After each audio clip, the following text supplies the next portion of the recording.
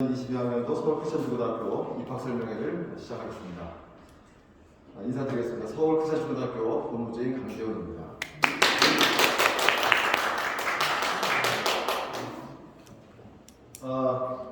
이러한 순서로 저희가 오늘 진행할 텐데요. 이 3번 교육 프로그램에 좀 중심을 두고 설명을 드리도록 하겠습니다. 저희 학교 교훈은 진리, 신실, 사랑입니다. 저희 목사님께서, 우리 교장선생님께서 학생들에게 항상 우리 학교의 모토는 질서 속에서 자유로워라, 이 말씀을 계속해서 해오셨거든요. 우리 아이들이 질서를 유지하는 가운데 자유롭게 공부하고 자신의 꿈을 펼칠 수 있는 그런 학교를 만들어가고 있습니다. 저희 교육 목표는 믿음과 실력을 겸비한 크리스찬 인재 양성에 있습니다. 영적으로 성숙한 그리스도인을 양성하려고 하고요. 다음에 인격적으로 모범이 되는 사회인을 양성하고자 합니다. 우리 아이들은 배려하고 또 희생하고 이런 모습들을 학교 생활 속에서 배워가고 있으며 욕설이라든지 왕따, 비속어 이런 사용을 저희들이 안 하고 있습니다. 아이들이 그런 것들을 견디지를 못하는 그런 것들이 있을 때, 그래서 그런 부분을 우리가 이제 볼 수 있고요. 그 다음에 올바른 지식을 갖춘 실력 있는 지식인 양성을 우리가 교육 목표로 두고 있습니다. 그러니까 진화론이라든지 인본주의, 그 다음에 철학 이런 것들을 저희가 지향하고요. 또 뉴에이지 이런 것들에 대해서 수업 시간이라든지 교육을 하고 있습니다. 성경이 최종본이가 되고 말씀에 근거한 올바른 지식을 습득시키고자 노력하고 있습니다. 3번으로 넘어와서요. 교육 프로그램인데 초중고 공통사항입니다. 그리스도인의 정체성, 그 다음에 미래 사회에 적합한 역량 강화 교육을 우리가 실시하고 있습니다. 그래서 서울크리스천중고등학교 5대 핵심 역량과 그 다음에 문해력 강화 교육을 시행하고 있습니다. 그 다음에 성경 기반 역사 중심 융합 교육을 저희가 실시하고 있습니다. 이 각각에 대해서 저희가 설명을 드리도록 하겠습니다. 먼저 이제 그리스도인으로서의 정체성 확립에 관한 내용인데요. 저희가 매일 1교시를 말씀과 생활 시간으로 사용하고 있습니다. 이제 저희가 그전에는 이제 성경을 읽었는데 아이들이 좀 형식적이다 해가지고 아이들에게 의무적으로 읽어야 할 분량을 정해주고 이 시간에는 이제 자기들이 읽고 또 채플이나 설교 시간에 들었던 내용을 아이들끼리 서로 묵상을 이제 나누는 그런 시간으로 썼어요. 그래서 그런데 저희가 이제 다음 학기부터는 이제 말씀도 더 읽을 필요가 있겠다 해가지고 말씀을 읽을 수 있는 시간을 더 확보하려고 합니다. 거기에다가 이제 선생님과 학생들이 같이 기도할 수 있는 그런 시간도 만들 것입니다. 그래서 우리가 2교시를 가장 중요한 시간으로 저희가 학교에서 삼고 있고요. 그 다음에 채플과 성경 수업이 매주 수요일에 격주로 진행이 되는데요. 이 시간을 통해서는 우리가 단순한 성경 공부가 아니라 실제적인 적용할 수 있는 그런 공부를 하고 있습니다. 성경 공부 시간에 진로에 관련된 거라든지 자기 관리라든지 이런 부분에서 영적인 적용을 할 수 있도록 공부를 하고 있습니다. 세 번째가 복음 전도인데요. 저희가 거리 설교와 개인 구령을 하고 있는데 학교에서는 매주 화요일에 방과 후에 김포 신곡사거리에 가서 학생들과 교사가 가서 거리 설교하고 또 복음 전도를 합니다. 고무적인 것은 우리 아이들이 자발적으로 팀을 결성해가지고 매 주일마다 예배 후에 고촌, 풍무, 사업 이런 곳에 다니면서 복음을 전도해서 매주 열매를 맺고 있습니다. 그래서 이 원칙이 이제 자발적 모임인데요. 이것이 아이들이 동기부여와 스스로 돼가지고 이렇게 저희들이 모여서 기획도 하고 하는 모습을 보여주고 있습니다. 그래서 우리 아이들이 말씀 생활하는 데 있어서 말씀을 읽고 또 암송하고 기도하고 교제하고 또 하나님을 찬양하고 감사하고 서로서로를 위해서 기도하는 중보의 시간을 통해서 영적으로 성장하는 그런 아이들을 만들어내는 것이 저한테도 가장 큰 고민이고 어떻게 하면 그것을 실제적으로 이룰 수 있을 것인가, 그리고 저희 가장 큰 기도 제목이기도 합니다. 그 다음에 이제 두 번째, 미래 사회에 적합한 역량 강화 교육인데요. 저희가 이제 작년까지는 이제 5대 핵심 역량에 중점적으로 교육을 했는데 이 부분을 설명을 먼저 드리겠습니다. 첫 번째 5대 핵심 역량인데요. 자기관리 역량, 그 다음에 의사소통 역량, 공동체 역량, 창의 역량, 학습 역량, 이 5가지를 미래 사회에 필요한 그런 어떤 역량을 갖춘 인구를 기르는 데 있어서 핵심 역량을 제가 정했습니다. 자기관리 역량이라고 하는 것은 이제 신앙 관리를 비롯해서 체력 관리, 시간 관리, 그다음에 책임감, 약속을 지키고 하는 것들, 그런 것들을 기르는 데 주력하고 있고요. 또 의사소통 역량은 제가 주로 토론 수업이라든지 그럴 때 아이들이 자기 의사를 개진하면서 의사소통 역량을 키워내고 있습니다. 공동체 역량을 위해서는 우리가 캠프라든지 또 우리가 청소 시간이라든지 이럴 때 선생님들이 그것을 평가도 하고 또 그것을 이루기 위한 프로그램을 실행을 합니다. 창의 역량 또한 우리가 그 창의 역량을 볼 수 있는 프로젝트를 추진해서 그 과정을 통해서 창의 역량을 보기도 하고 융합 시간에 제가 그 학생들의 문제 해결을 보면서 창의 역량을 점검하고 또 키워주는 계기를 삼습니다.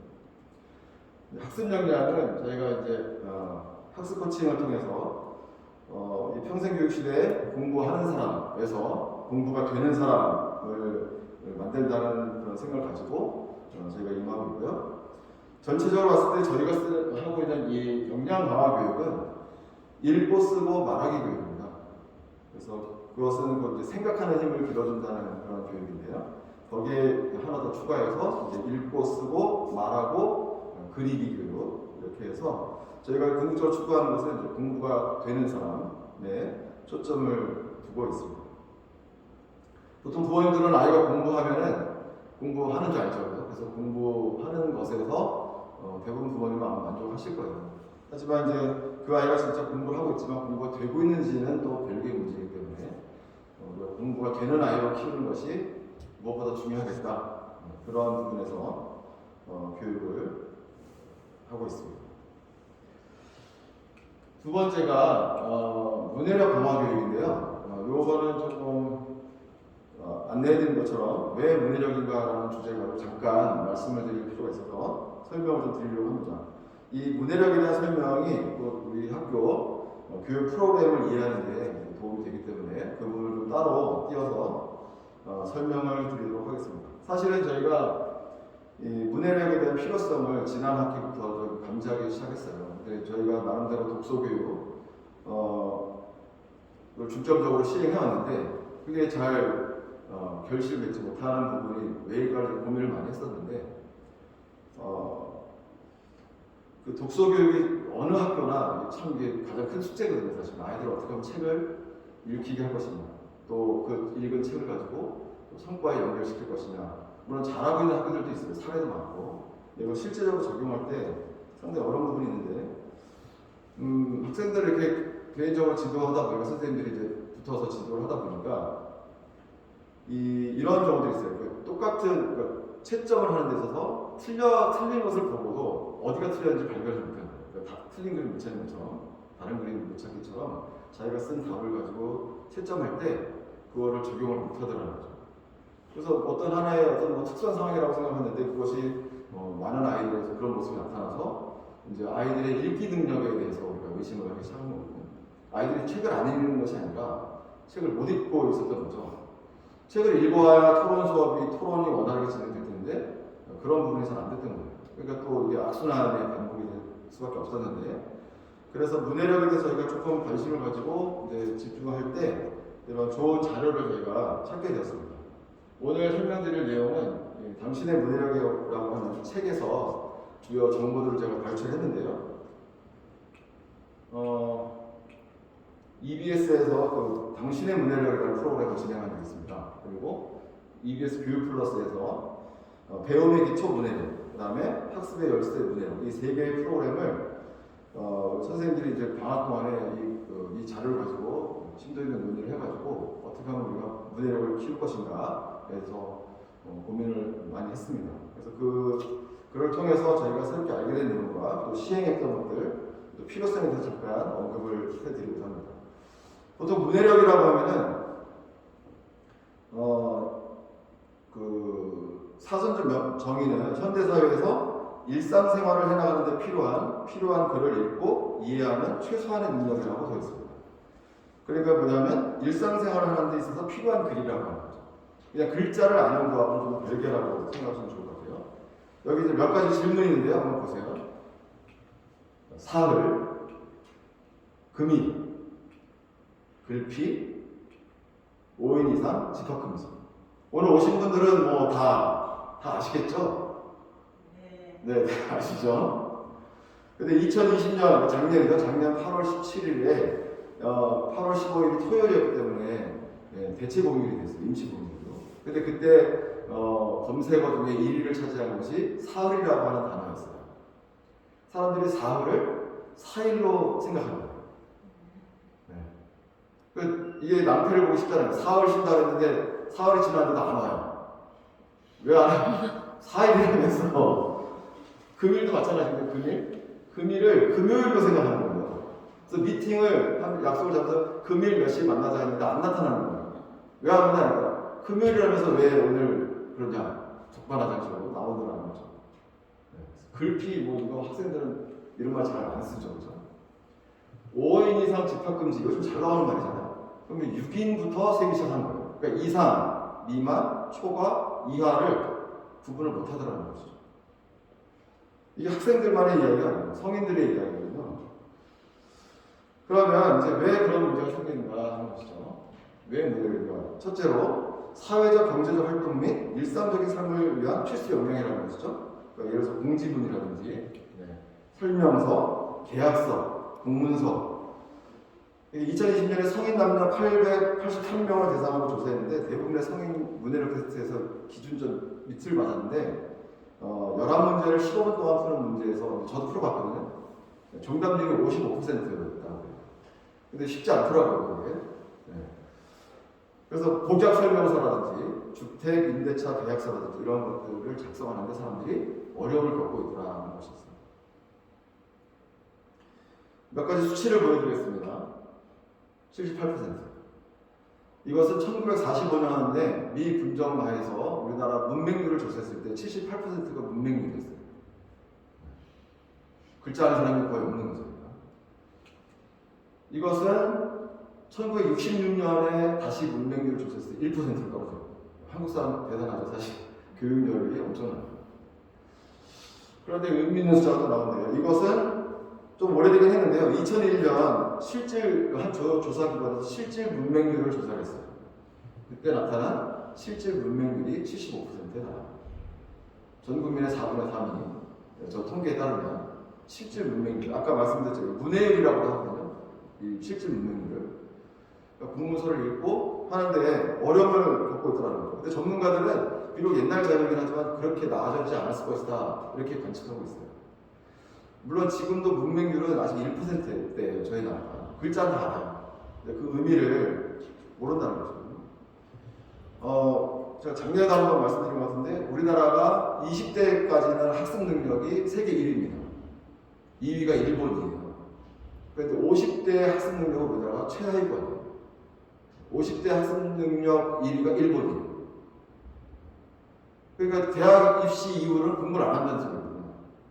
책도 읽자. 우리나라가 독서를 낳기가 아주 유명하잖아요. 그래서 역량을 키워주는 교육보다는 지금까지는 뭐 그렇게 하듯이 뭐 효율성을 강조하기도 하고 했지만 정답 찾는 교육 때문이라고 사람들이 얘기하는데 어쨌든 그런 부분이 우리가 지금 현실로 마주하고 있다. 그렇게 이해하시면 좋을 것 같습니다. 자, 문맹이라고 하는 것은 기초적인 읽기 및 쓰기 능력이에요. 자기 이름 쓸 줄 알고 이런 것들이죠. 하지만 문해력이라고 하는 것은 글을 읽고 의미를 이해하는 능력이라고 하는 거죠. 그 코로나가 처음 생겨서 이제 마스크 부족 사태가 발생했을 때 공적 마스크를 시행했잖아요. 그래서 마스크 오브제를 이제 시행을 했는데 그걸 이제 안내문을 다 붙였잖아요. 약국마다 붙이고 그렇게 했는데 어느 약국에서는 하루에 그 마스크 오브제를 설명 100건 이상 설명을 해야 된다. 그러니까 약을 조제를 못하는 거 설명해 주는 거예요. 그러니까 읽어보면 아는 건데 공부만 한번 읽어보면 그걸 이해를 못해가지고 자꾸 물어보는 거예요. 물론 뭐 쉬운 길을 찾아가려고 하는 것도 있겠지만 어쨌든 그것이 지금 우리나라의 현 주소다 이렇게 이야기하고 있습니다. 두 번째로 왜 문해력인가? 자, 그 문해력은 공부 자신감을 키워주는 학습 도구가 된다는 거죠. 보통 이거 문해력 하면은 국어에 관련된 것이라고 생각할 수 있어요. 물론 이제 국어와 좀 밀접하죠. 읽고 쓰고 말하기니까. 그런데 국어만을 위한 학습은 아니라는 것입니다. 문해력으로 당연히 뭐 국어 실력을 올릴 수도 있지만 보시면 수리력이라든지 외국어 능력, 심지어 예체능에 있어서 예를 들어서 체육이라든지 음악 미술 할 때 선생님이 설명하시는 걸 못 알아듣는다는 거예요. 전달이 잘 안 되는 거죠. 그래서 실제로 그 문해력을 이제 키워줬을 때 아이들이 자신감이 올라가고 학습 태도도 많이 바뀌는 것을 여러 실험을 통해서 입증이 됐다고 합니다. 뿐만 아니라 이러한 그런 학습적인 것 외에도 진로를 탐색하고 진로 지도를 하는 데서도 굉장히 중요하다고 해요. 문해력이. 기본적으로 이해도가 이제 떨어지기 때문에 그것이 어렵다는 것이죠. 그래서 저희 학교에서 진로 탐색할 수 있는 뭐 중요한 시기다 하면 초등학교부터 해가지고 저희가 생각하는 최소한 중학교 2학년 때까지는 진로에 대한 그 아웃라인이 좀 나와야 되겠다, 학생에 대해서. 그래서 우리가 면밀히 관찰해서 중3부터는 늦어도 자기 진로에 대한 구체적인 그런 것들을 준비할 수 있도록 학교에서 도와야겠다는 것이 저희 학교의 생각입니다. 그래서 문해력이 그만큼 중요하다는 것이고요. 세 번째 보시면 미래 인재의 핵심 경쟁력이 된다는 거죠. 그러면 문해력이 있고 없고의 차이가 어떤 차이가 있는지 좀 보여드릴 텐데요. 문해력이 결핍이 되면 학습 부진으로 이어지고요. 뭐 당연하겠죠. 그 다음에 그렇다 보면 이제 진학에 문제가 생깁니다. 그 다음에 회사에 취업을 했다 하더라도 업무 처리에 이제 문제가 생기겠죠. 업무 처리. 그리고 자기가 더 나은 기술을 쌓기 위해서 기술 습득하려고 하는데도 문제가 생긴다는 것이죠. 그럼 자연스럽게 경쟁력이 떨어지게 됩니다. 아까 소개했던 그 책, 그 영상에서 어떤 사례가 나오냐면 어떤 한 사람이 이제 석사를 마치고 IT 계열에 능력 인정받고 잘 생활하고 있었는데 이 사람이 공기업으로 이직을 했어요. 그래서 이제 공기업으로 이직을 해가지고 정보관리 기술사 자격증을 따야 되는데 이 사람은 기출 문제를 못 푸는 거예요. 이 문제를 이해를 못 해가지고. 영화도 자막을 읽는 게 부담스러우니까 한국 영화만 보대요. 그러니까 이 젊은 사람인데 그래서 문해력 테스트를 해봤더니 역시나 문해력 점수가 낮게 나왔다. 그러니까 이 업무상 문제 해결이라든지 의사결정, 창의성, 리더십, 협상 능력 이런 것들이 이제 직장인들의 요구되는 보통 핵심 역량이라고 하는데 여기에서도 주적인 역할을 하는 것이 문해력이다 이렇게 이야기할 수 있겠습니다. 실제로 문해력이 건강, 소득, 삶의 질에 어떤 영향을 끼치는 것에 대한 연구들이 좀 되어 있는데요. 이 결과는 2018년에 영국 문해력 재단이라는 곳에서 그 지역을 조사했을 때 문해력이 높은 집단이 거주하는 그 지역과 문해력이 낮은 집단이 거주하는 지역 차이에 따라서 기대 수명의 차이가 26년이나 벌어지고 있다는 것을 확인하는 것이죠. 또한 이 평균 시급이 60% 이상, 그 다음에 취업률 2배 이상 차이 난다. 이 두 가지는 OECD 국제성인 역량 평가 결과에서 상위 10% 정도의 문해력을 가진 사람과 하위 3%의 문해력을 가진 사람 사이에 이 격차가 있습니다.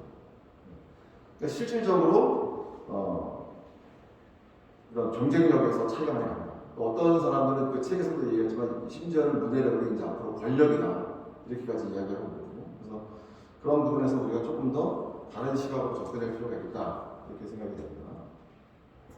네 번째, 자, 수능 경쟁력을 높인다는 겁니다. 꾸준한 독서가 수능 점수에 미치는 영향 연구가 진행이 돼가지고 결과가 나왔는데 그 한국직업능력개발원에서 2004년에 중학교 3학년 2,000명을 대상으로 이제 선행조사를 했어요. 그래서 추적조사를 했는데 3년 동안 문학서적을 꾸준히 읽은 학생들이 2008년 수능에서 그 전 영역에서 높은 점수를 받았다라고 하는 것이죠. 그리고 인문, 사회, 과학, 시사 등 독서 관련된 지문이 이제 출제가 많이 되고 있는데요. 그 2020년 수능 국어에서 독서 영역에서 아이들이 어려워하는 부분이 독서 영역인데 바로 저런 주제들로 나오거든요. 그러니까 아이들이 제일 많이 틀린 문제 10문제 중 8문제가 바로 이 분야에 관한 문제들이었어요. 이 부분은 좀 다시 뒤에서 자세히 말씀드리겠습니다. 그 1등은 당신처럼 공부하지 않는다라는 책이 있어요. 그 책은 수능 만점자 30명을 인터뷰한 책인데 그 중에 자신의 공부에 가장 큰 영향을 미친 것이 무엇이냐고 물었을 때 30명 중 27명이 독서가 가장 큰 영향을 미쳤다라고 이렇게 얘기했다고 합니다. 문해력이 올라가면 당연히 온오프라인 수없이 집중도가 향상된다 이런 것이죠.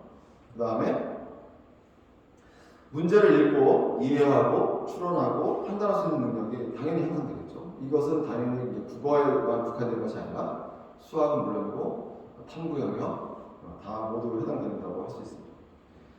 지금 교육계 제일 한동안 큰 이슈가 수시와 정시 비율 논란입니다.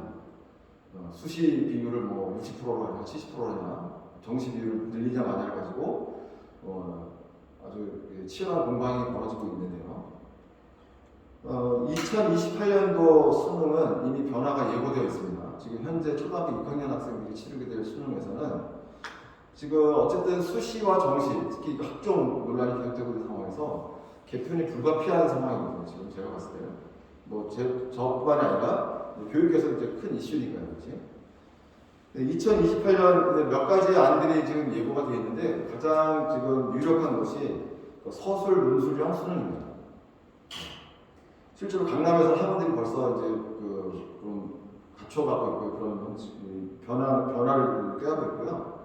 학종을 기반으로 하는 수시가 지금은 60에서 70%인데 30% 내려오고 수능을 두 가지의 수능을 보는 걸 지금 가닥을 잡고 있는 것 같아요. 아직 결정은 이제 2022년에 1차 결정이 나오고 최종적으로 2024년에 나오긴 하지만 지금 가장 유력시 되고 있는 것이 수시와 정시의 논란을 잠재울 수 있는 것이 서술형, 논술형 수능. 그러니까 수능 1 해가지고 아주 기본적인 옛날 예비고사처럼 이렇게 보는 시험을 봐서 어지간한 대학들을 갈 수 있게 해주고 상위권 대학은 수능 2에서 논술하고 서술형 수능을 보게 해서 선별적으로 사용할 수 있게 해주겠다는 건데요.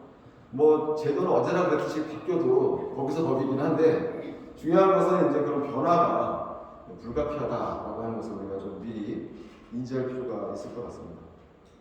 그래서 문해력은 수능에서도 아주 큰 영향을 끼친다는 거죠. 자, 문해력 실태 조사를 했습니다. 중3 2,405명을 2020년에 어휘력, 추론적 사고력, 비판적 사고력, 그 다음에 사실적 사고력 이 네 가지 영역에서 시험을 봤는데요. 지금 보시면 이 초등 수준이 11%예요. 그러니까 미달 수준이 27%. 그리고 적정 수준은 35%에 지금 머물고 있습니다. 이것이 왜 그러냐 하니까 이제 글을 읽는 시간이 자체가 줄어들고 있고 아이들이 이제 읽기를 싫어하는 거죠. 영상 콘텐츠에 익숙해져 있고 글을 읽지 않아도 불편함을 아이들이 못 느끼는 거죠. 그래서 읽기 능력의 수준의 정확한 판단이 파악하는 것이 좀 중요하다고 생각이 됩니다. 뭐 저희 학교 아이들도 뭐 크게 벗어나지 않는 것 같아요. 이 비율을 보면. 또 하나의 사례는 전국 대학생 글쓰기 집단평가 결과입니다. 대학생들을 이제 모아놓고 글쓰기, 코로나의 주제를 가지고 글쓰기를 시켰어요. 그랬는데 놀랍게도 역시 11%는 초등학교 수준에 머물러 있습니다. 가장 많은 53%는 중고등학생 수준입니다. 그러니까 초중고 학생의 실력을 가진 대학생들이 지금 64%에 이르고 있다는 거죠. 일례로 이거 공식 문서인데 아이들이 이제 공식적인 글을 쓰는 건데 어떤 표현들이 나오냐면 랜선 모임이 신박하다. 그러니까 인터넷에다 쓰는 그런 말들을 공식 문서에 쓰는 거예요. 그 다음에 답답해서 미쳐가는 중에 이런 말을 써요. 그다음에 집순이. 근데 집순이를 또 가로 열고 방폭. 그래서 가로 열고 이런 말이 나옵니다. 그 다음에 늦게까지 쳐놀다가 이런 말들을 공적인 자기 그 문서에 쓰는 거예요. 그러니까 불편함을 모르는 거죠. 그냥 자기가 의사소통하는데. 어떤 사람이 그런 얘기하는 것 같아요. 우리나라 아이들 언어생활 방식이 이제 대박이다. 대박이고 다 통합니다. 기뻐도 대박, 슬퍼도 대박, 놀래도 대박, 화나도 대박, 맛있어도 대박, 맛없어도 대박. 그냥 대박이야 그러면 다 통해요. 그것도 어떻게 보면 또 대단한 능력이긴 한데, 애들이 말을 그 적시에 적합한 말을 사용하지 않아도 통하니까 그 필요성을 모른다고 볼 수 있겠죠. 자, 그러면 이것이 단순한 불편의 문제인가 하면 그렇지 않습니다. 이것이 계속 이어져요. 20, 30대 젊은 직장인들의 문해력 현주소, 이것도 2020년 9월에 구인구직 플랫폼에서 191개 기업을 상대로 조사를 했습니다. 국어 능력 조사했는데요. 기업에서 이제 56.5%가 이제 직원들이 부족하다. 어느 부분이 부족하냐 했더니 보고서, 기획안 등 문서 작성 능력, 그다음에 구두 보고 및 이해 능력. 무슨 말인지 못 알아듣는 거예요. 뭔가 보고를 하는데 지시를 했는데 못 알아듣는 거예요. 그다음에 이메일 등 텍스트 소통 능력, 그다음에 전화 커뮤니케이션 능력, 그다음에 회의 토론 능력, 그다음에 PT 능력. 이 능력이 떨어집니다. 그러면 이런 능력이 떨어지면 어떻게 되느냐? 원인들도 역시 마찬가지 영상 미디어, SNS, 메신저, 짧은 문장 이런 데 익숙해 있기 때문이라는 거죠. 근데 업무 손실, 이런 것들이 업무 손실로 연결되어 있다는 거죠. 업무 손실. 회사 입장에서. 그렇기 때문에 대학 국어교육과 국문과 이런 데 초빙을 해가지고 직원들을 재교육하는데 엄청난 돈을 쓰고 있다는 거죠. 기업들이. 재교육을 시켜가면서 하고 있다는 거죠. 여러분 수합주의 아세요? 수합주의가 뭐예요? 수합주의. 요즘 그런 말 아예 뭘 들어가 보면 수합주의라고 써 있어요. 스크롤 압박이라는 거거든요. 인터넷 핸드폰을 이렇게 쭉 올리면서 읽어야 되는데 너무 많이 올리니까 이 길다. 그러니까 주의해라. 자신 있는 사람만 들어와서 읽어라. 이거거든요. 하물며 거기서도 긴 글은 안 읽는다는 거죠. 자, 저희 학교 얘기 좀 해보겠습니다. 2학기에 들어서 저희가 문해력 강화 교육을 이제 생각해서 테스트를 좀 했습니다. 결과인데요. 국가 수준 한국 성취도 평가를 기반으로 저희가 문제를 만들었어요. 어떻게 만들었냐면 국어 수업을 들어야만 알 수 있는 그런 개념은 다 빼고 순수하게 문해력을 가지고 풀 수 있는 문제들을 조합을 해서 수준을 만들었거든요. 같은 수준의 문제를 했는데 다 올랐어요, 성적이. 그냥 성적이 같은 학생 2명, 3명 정도 있고 나머지 다 성적이 올랐거든요. 근데 조금 유의미한 숫자가 있어서 좀 제가 소개해 드리려고 하는데요. 이 친구는 이제 중학생인데 31.3에서 89.3으로 올랐어요, 성적이. 많이 올랐죠. 오히려 제가 2차 시험은 난이도를 조금 어렵게 했거든요. 그래서 제가 이 친구한테 성적 많이 올랐더라 그랬더니 저 처음 봤는데요, 시험 그러는 거예요. 그러니까 처음에 어떤 시험은 무슨 시험인지도 모르고 본 거예요. 이 친구 글 쓰라고 하면 거기 글은 막 비속어도 섞여 있고 욕도 막 들어가 있고 그랬었어요. 근데 이 친구가 상당히 많이 발전했어요. 지금. 그래서 글쓰기, 또 읽기 이런 데서 자신감을 갖게 되고 요즘은 스스로 영어 같은 것도 외우기도 하고 그렇게 하는 모습을 보이고 있는. 또 한 친구는 이제 고등학생인데요. 이 친구는 좀 경계에 있었어요. 저희가 그래서 이 친구를 이제 저희가 지금 문해력 테스트를 해서 분반 수업을 하고 있는데, 상급반에 와서 수업을 하고 있는 친구인데, 이번에 이제 평가를 해보니까 힘들었대요. 역시 이제 힘들었겠죠. 힘들었다고는 하는데, 뭐 그렇게 막 재미가 없을 수도 있어요. 그런데 결과는 어쨌든, 문해력이 향상된 걸로 이렇게 나오고 있습니다. 그래서 저희가 이제 앞으로 저희 학교에서 이제 자체적으로 그런 문해력을 평가하고 할 수 있는 그런 도구를 좀 체계적으로 개발을 해가지고 아이들이 그러면 어떤 수준의 문해력이라면 이 실력이 어디까지 연결된다라는 것을 좀 밝히는 작업을 좀 체계적으로 해볼 생각입니다. 자, 그러면 어떻게 하면 문해력을 증진시킬 것인가에 대해서 좀 말씀을 드리겠습니다. 독서와 문해력인데요. 근데 독서하고 따로 띄워서 생각할 수가 없겠죠. 문해력이라고 하는 것은.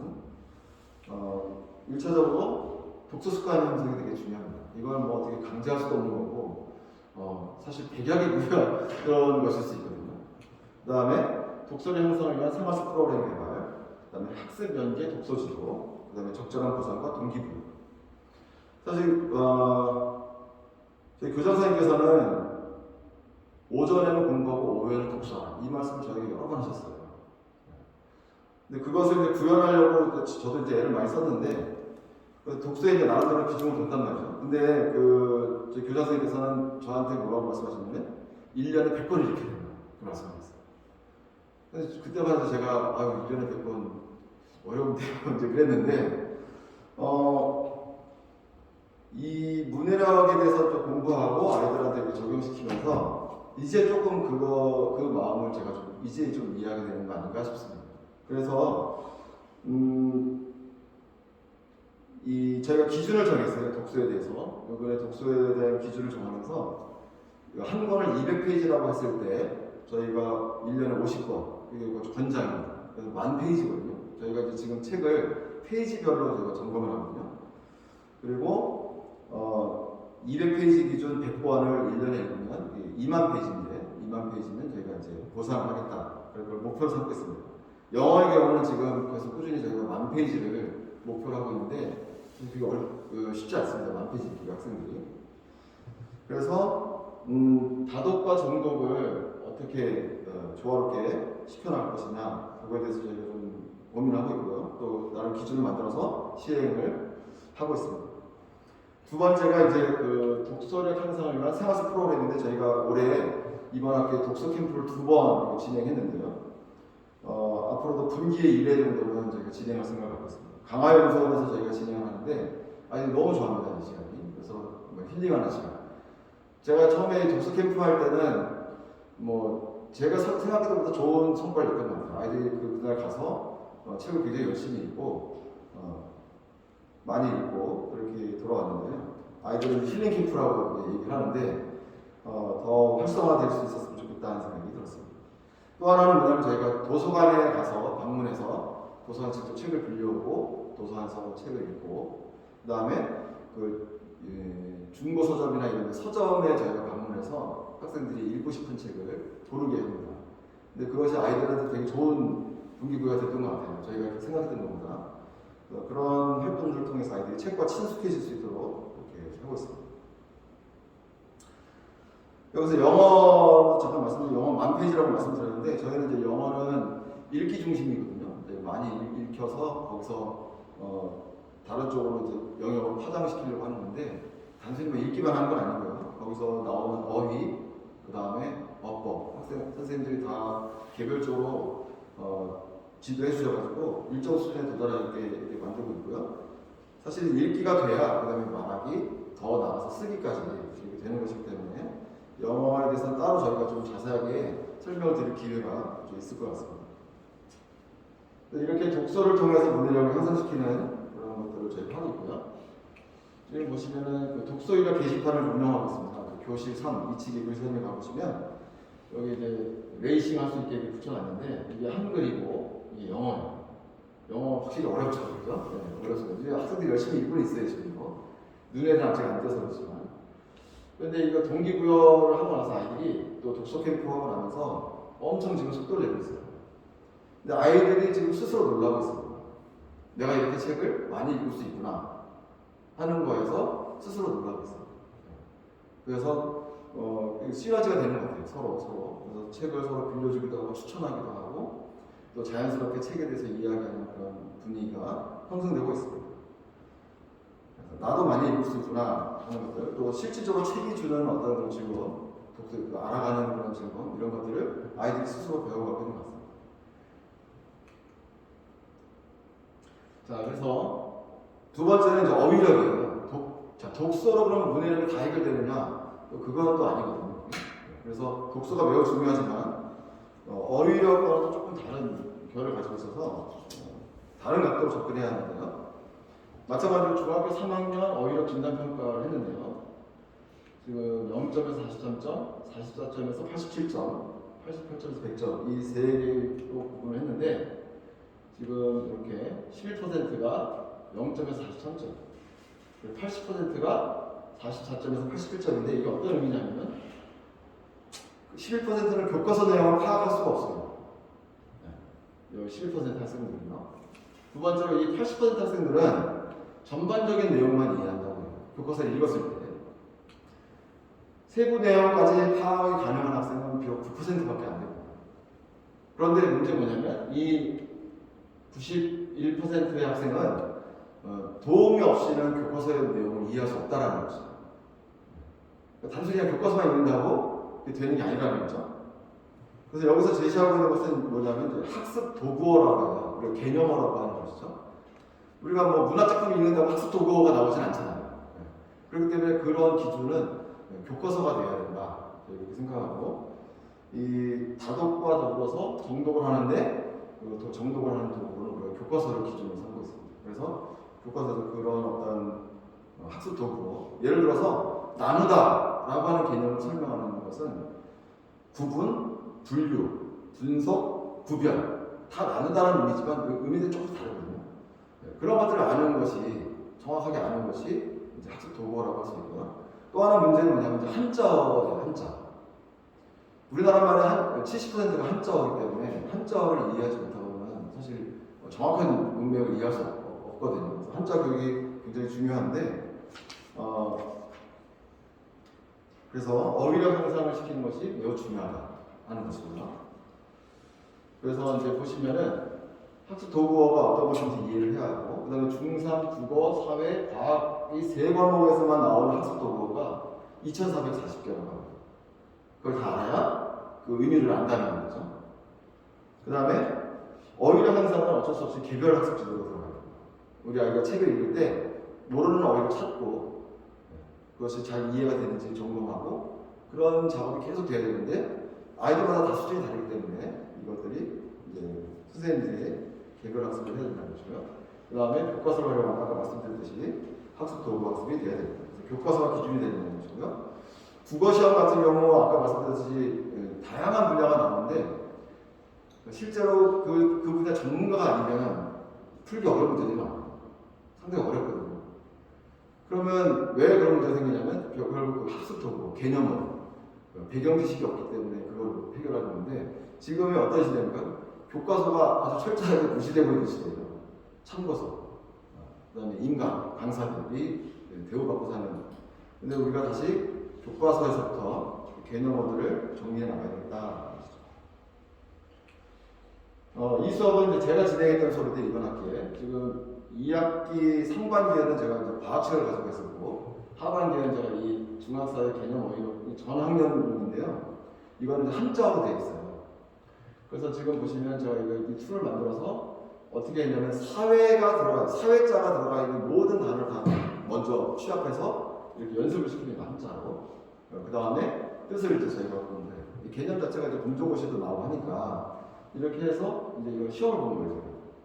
그러니까 아이들이 계속 빈출되는 단어가 반복되니까 수업 시간만 이렇게 연습을 시켜도 80% 이상 정답률을 보이는 걸 확인할 수 있었어요. 그래서 하고 나니까 아이들이 한자는 거의 뭐 애들한테는 매개어 수준으로 그림 그리듯이 그렸었는데 획순과 이런 것들을 배우고 나니까 훨씬 아이들이 한자에 대한 거부감이 줄어들고 상대적으로 자신감도 늘어나고 개념을 좀 정확하게 이해하는 것들을 볼 수 있었습니다. 자, 다시 이제 세 번째로 돌아와서요. 성경 기반 역사 중심 융합 교육에 대해서 잠깐 말씀드리겠습니다. 성경 속 인물, 시대, 사건 학습을 먼저 하고요. 그 다음에 동시대 서양사, 동양사, 한국사를 분석합니다. 글과 그림으로 표현하고 과학사, 음악사와 연결합니다. 이 융합 수업이 저희가 아까 얘기했던 5가지 핵심 역량을 모두 이제 기를 수 있는 그런 도구가 되는 건데요. 일단 강의를 듣고 책을 읽고 독 활동지를 쓰고 거기서 질문들을 뽑고 토론하고 그 다음에 글과 그림으로 결과지를 만드는 거거든요. 이거는 이제 팀워크이기 때문에 일단 자기관리가 잘 돼야 돼요. 책임감이 있어야 돼요. 약속을 지켜야 되고 언제까지 읽기로 했으면 읽어야 되고 자기 역할 수행을 해야 된다는 것이고요. 그래서 자기관리 역량과 공동체 역량이 발휘가 돼야 되고요. 그 다음에 토론을 하면서 의사소통을 해야 되고요. 그 다음에 문제 해결하면서 창의력을 키울 수 있습니다. 그리고 배우고 가르치고 하면서 우리가 학습을, 깊이 있는 학습을, 깊이 있는 배움을 이뤄낼 수 있습니다. 사례를 잠깐 보여드리면 이거는 지금 아이들이 이번 학기에 십자군 전쟁에 대해서 했어요. 십자군 전쟁을 다루다 보면 뭐 비잔틴부터 해가지고 다룰 게 굉장히 많은데 이 아이들이 십자군의 기원, 그 다음에 과정, 결과까지 다 해가지고 마지막 수업에 우리가 그걸 자기가 그림으로 표현해 설명하는 모습이고요. 여기 보시면 알겠지만 여기는 이제 독후활동, 그 책 읽기 어려워하는 아이들이 한 학기 동안 뒤에 이제 전시가 되어 있는데 이제 자기 나름대로 마인드맵이라든지 하면서 독후활동을 하는 거지. 이런 과정이 있었기 때문에 아까 보여드렸던 성과가 있었다고 생각되고요. 이 그림은 제가 왜 두 개를 뽑았냐면 제가 선생님들께 요구했던 바로 그 그림들이거든요. 이게 그냥 단순히 보면 그냥 아무 의미 없는 그냥 그림 같잖아요. 뭐 물건 사고 파는 것 같고 이 그림들이 있는데 뭐냐면 그린 아이들의 마음에는 이것이 다 스토리가 있어요. 이 물건들이 다 의미가 있는 물건이에요. 이 사람의 표정, 이 돈 이런 것들이 자기가 나름대로 중요하다고 생각하는 포인트를 잡아서 그린 거거든요. 이 그림 같은 경우도 이게 아침일까요? 저녁일까요? 네. 아침일 수도 있고 저녁일 수도 있어요.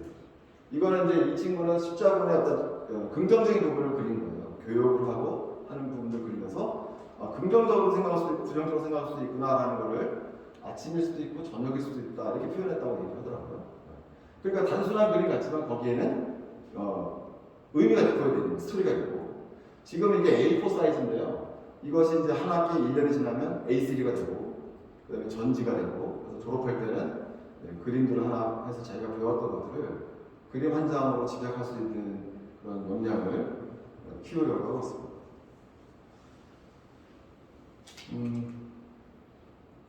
세 번째, 교육 프로그램 중에서 이제 자기 주도 학습인데요.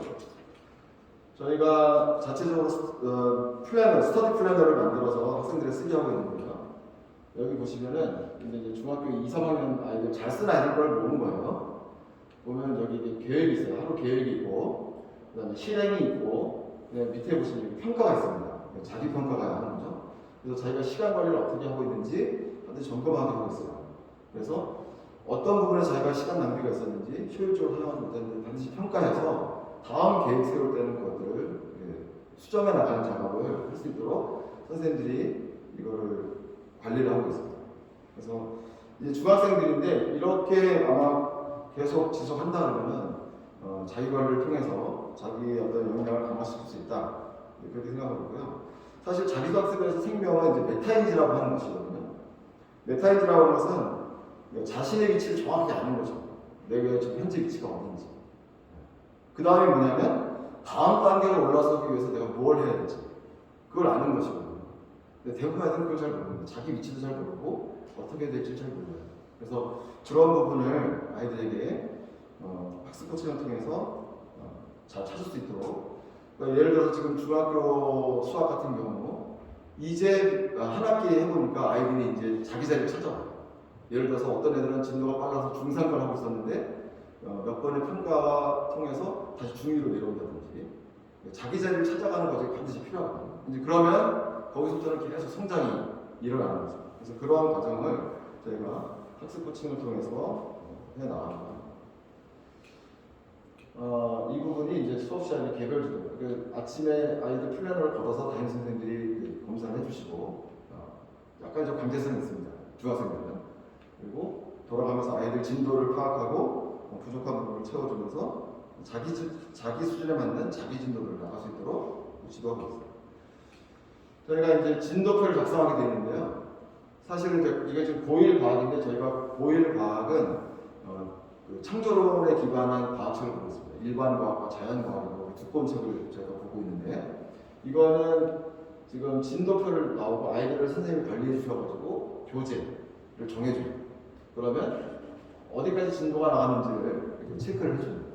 그래서 다음 계획까지 이렇게 해서 평가를 통해서 이 아이가 수준에 도달했는지를 이렇게 점검한 다음에 진도를 넘겨줍니다.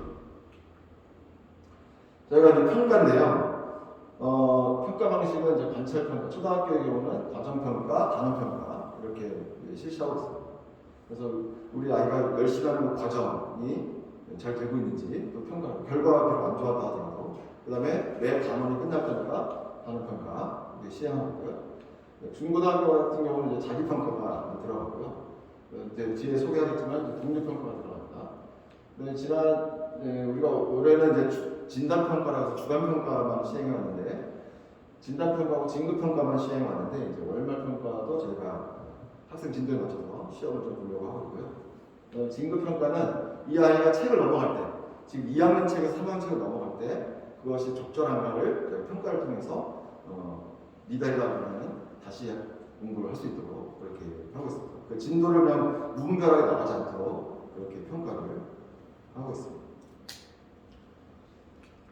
그다음에 저희가 이제 성적표인데요. 예, 지금은 이게 이제 정성평가를 정량화한 거고, 저희가 5가지 역량에 대해서 선생님들이 매주 평가한 것을 기입을 하면은 도표와 함께 이렇게 수치로 나오게 되는데요.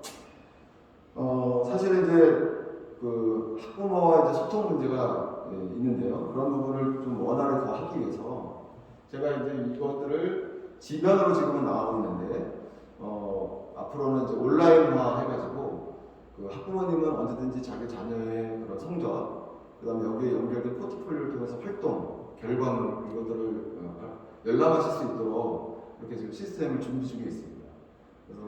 그래서 그렇게 되면 좀 더 아이들을 정확하게 파악하고 판단하는 데 도움이 될 것 같고요. 그래서 뭐냐면 이걸 하는 이유는요. 우리 아이들이 이제 뭐 6년에서 12년을 이제 우리 학교에 있게 되는데, 그러면 이 아이의 강점, 그다음에 더 좀 이렇게 발전시켜야 될 그런 역량들, 강화시켜야 될 그런 것들을 좀 발견을 해야 되겠다라는 취지에서 이제 시작을 했는데요. 그래서 그런 것들이 학부모님과의 어떤 그런 문화 소통 속에서 좀 나와야 되겠다라는 것이죠. 그런 것들이 조금 더 개선이 될 것이라고 생각이 됩니다.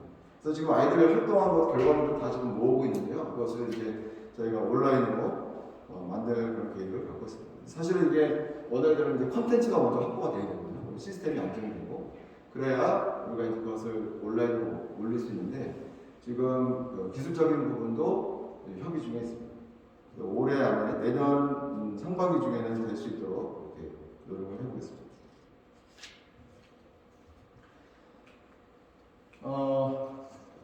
서울크리스찬중고등학교의 인재상인데요. 아까 서두에 말씀드렸던 것처럼 우리는 믿음과 실력을 겸비한 크리스찬 인재를 만들어내는 것입니다.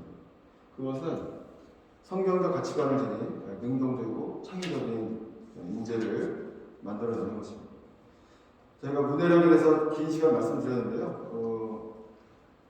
EBS 거기 교육 클래스 보면 이제 뭐 교육의 열쇠라고 하는데, 그 학습의 열쇠라고 하는데, 제가 생각하기엔 교육의 열쇠인 것 같아요. 그래서 우리가 아이들의 신앙을 기르고 또 실력을 기르는 데 있어서 그런 부분이 상당히 중요하다 이렇게 생각이 들고, 그런 부분에서 좀 더 면밀한 관리가 되고 또 아이들의 그런 특성을 잘 발휘할 수 있는 그런 것들을 만들 수 있도록 더 노력을 해 나가겠습니다. 이제 학교 생활입니다. 네 번째 학교 생활인데요. 오전에는 아침 조회가 있고 운동을 합니다. 중고등학교는 운동을 올라가서, 그다음에 오전에는 주로 말씀과 생활, 토론, 융합 수업 위주로 합니다. 물론 이제 예체능 수업도 오전에 들어와 있기도 합니다. 오후와 방과 후 수업에는 주로 학과 수업을 저희가 진행을 하고요. 선택 수업, 학습 코칭. 그다음에 방과 후에는 이제 이런 활동들, 외부 활동이나 특별 활동을 진행을 합니다. 체력 관리를 위해서 매일 아침 15분씩 조회 시간에 운동을 하고요. 그다음에 영어 읽기는 매일 20분씩 소리 내어서 읽습니다.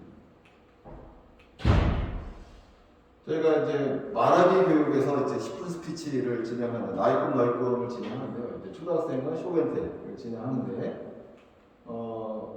아이들이 평가단이 있습니다. 지금 현재 5명의 평가단을 운영하고 있는데요. 이 3가지 기준, 독창성과 창의성, 자세와 전달, 멀티미디어 활용 능력에 대해서 아이들이 평가를 합니다. 그래서 이렇게 평가를 해서 30점 만점인데, 여기 보시면 유튜브에 저희가 다 올려요. 여기 보시면 지금 리본이 달려있는 게 있어요. 리본이. 그럼 아이들이 평가했을 때 평균 30점 만점 중에 28점 이상이면 리본을 달아줍니다. 확실히 리본이 달리는 거는 컨텐츠 내용도 그렇고 발표 여러 가지 면에서 좀 볼만한 그런 게 나와요. 물론 아까운 것들도 있어요. 이게 또 평가자들의 또 그거 판단 기준이 달라지긴 하지만, 뭐 한 5점 차이로, 몇 점 차이로 리본을 못 달았지만 좋은 내용들이 있어요. 그래서 보시면 주제가 벌써 지금 저희가 5년째 이걸 하고 있는데 올린 지는 이제 2년이 됐는데 상당히 자료가 많아요 지금. 그래서 아이들한테도 이걸 계기를 통해서 저희가 자료를 조사하고 그 사람들 앞에서 발표하는 계기를 가지면서 프레젠테이션 능력도 기르고 있습니다. 그래서 여러분들도 구독과 좋아요, 소원크리스천 중고등학교에 들어가셔서 구독을 해주시면 업데이트 될 때마다 메시지가 오거든요. 한번 이렇게 봐주시면 저희한테 큰 힘이 되겠습니다. 조회수를 좀 늘려주세요. 네. 그 다음에 저희가 참 이게 코로나 때문에 안타까운데요. 외부 활동이 다 지금 죽었어요, 사실은. 신앙훈련 캠프도 제가 경연제로 하고, 국토기행도 우리가 경연제로 갔었는데, 아이들이 제일 아쉬워하는 부분이에요. 네. 지금 내년에는 지금 꼭 갈 수 있었으면 좋겠는데, 그나마 저희가 이제 올해 독서 캠프를 하면서 갈증을 좀 조금이나마 해소를 해준 것 같아요.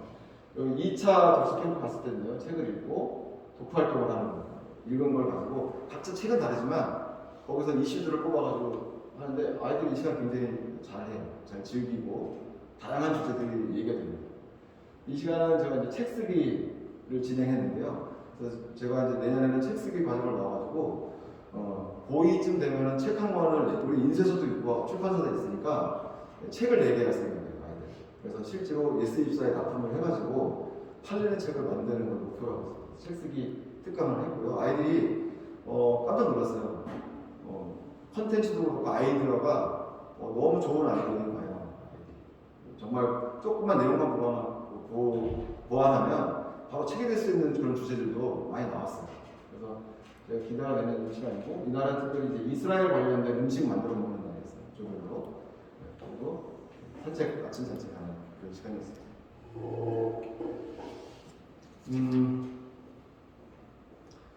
그리고 저희가 이것도 마찬가지죠. 에피소드가 이제 1학기를 마무리하면서 저희가 아이들 자치 프로그램으로 아이들 기획부터 진행, 정리하는 걸 다 아이들이 하는 행사였는데 작년에 그걸 못했어요. 올해도 못하고. 이것도 아쉬운 부분이긴 한데 사실은 이거는 학생 수가 조금 늘어나야 좀 할 수 있어요. 제가 봤을 때는 저 에피소드가 진행되려면 최소 4, 50명은 돼야 진행을 할 수 있을 것 같습니다. 앞으로 전시 같은 건 할 수 있겠죠. 정기연주회가 이제 겨울에 2학기 때 마무리하면서 이제 정기연주회를 하는데 요번에도 코로나 때문에 선교 주간 행사는 취소가 됐지만 주일날 저희가 정기연주회는 할 것입니다. 자, 기숙사를 운영하고 있는데요. 기숙사 생활은 아침에 7시 30분에 기상해서 8시 20분에 등교해서 일상생활 그대로 진행하고요. 저희가 5시 30분에 숙식을 하는데 6시 30분부터 8시 30분까지 자율학습, 야간 자율학습. 그 다음에 8시 30분부터 10시 사이에 개인 정비하고 취침을 합니다. 고등학생의 경우는 공부를 위해서 시간을 조금 할애를 해주기도 하는데요. 그래도 일단 원칙은 이렇게 정해서 운영하고 있습니다. 시설 안내를 해드리면요. 지하 1층에는 미술실과 과학실, 지하 1층에는 미술실, 과학실, 미술실, 과학실, 식당이 있고요. 1층에는 어린이집, 초등학교 교실이 있고요.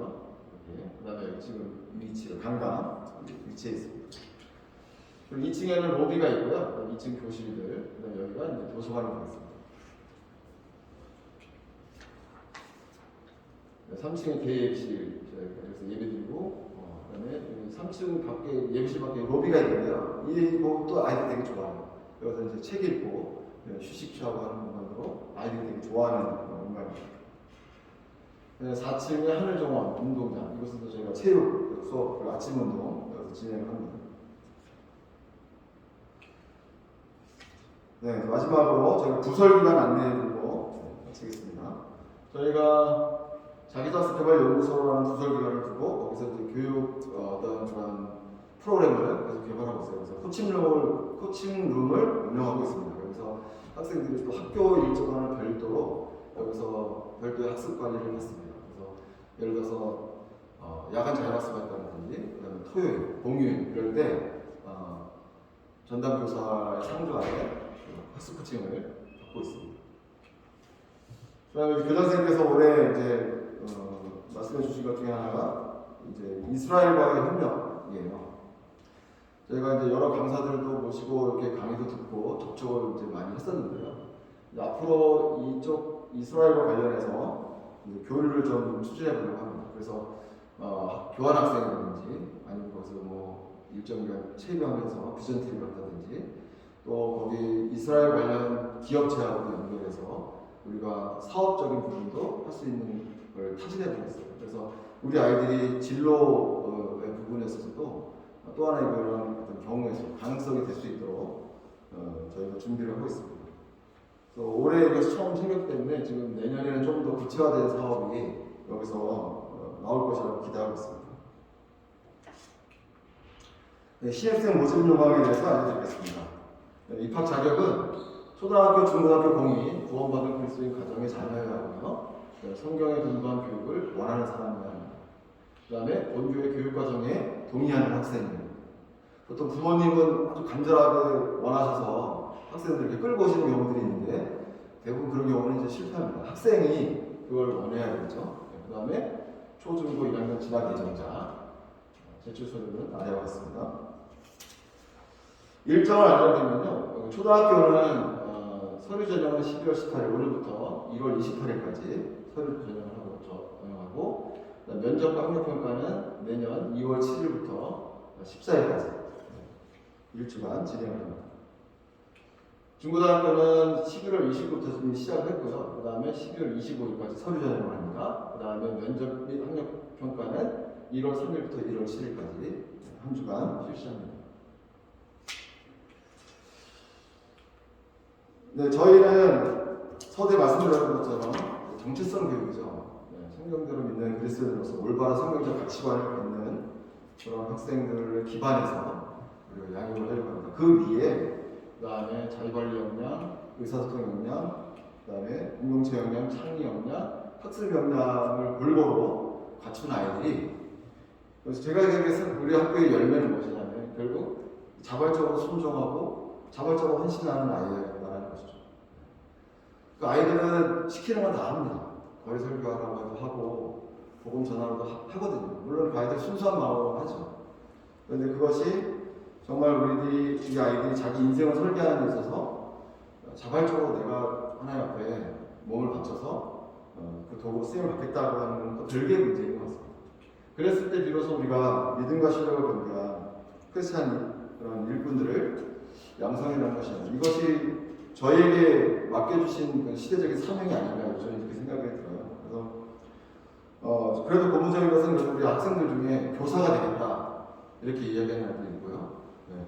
뭐 풀타임 사역자가 되겠다 그런 아이는 아직 없지만 그런 아이들이 나와야 된다고 생각해요.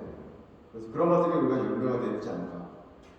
그래서 우리 아이들이 생활이 변화되고 생각이 바뀌고 하나님의 능력을 알아서 체험하고 그런 아이들을 만들어내는 것이 아닌가.